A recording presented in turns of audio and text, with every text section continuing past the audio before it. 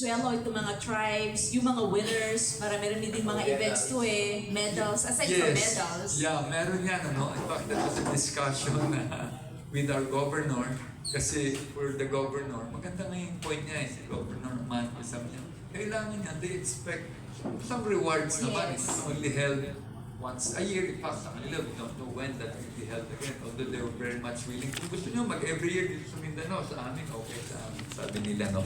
So, money-wise, there is. But from us, from PSC, we don't, as much as possible, we don't encourage it, no? We don't even announce it, oh, may premyo ditong pera, ha? Wala, no? And then it becomes quite minimal lang ang binibigay namin. I think this is 5,000. This is for the team, 3 and 2. For a team, kasi may mga individual.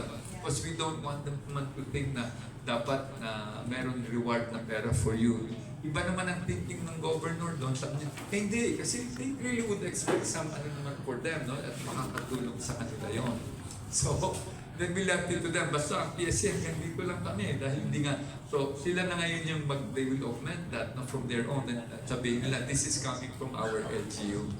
In fact, we also had that same problem naman with nung sa Ilocos Sur, nung when we held it there, si Governor Chavez, Singson, nag-hold sila ng kanilang parang national nila ng IP or for their anniversary nila basta sa kanilang anniversary sa Ilocos Sur, nag-hold sila. Ang laki ng premyo nila sa mga IP nila.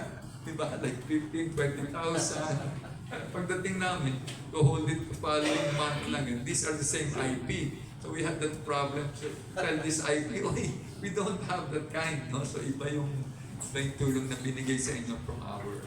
Pero meron, aside from that, the medals. But what we've seen is more than that is yung bang camaraderie nila na nagko-compete sila, that they are part of that, they are on in stream also, they belong, parang gano'n. Kasali sila. Kasali sila, hindi yung nandun lang. Yes, ayun ang kanila doon, that they are able to participate. At maganda, nakikita mo yung competitiveness nila at may masamahan nila. Yun. Yes. Dito.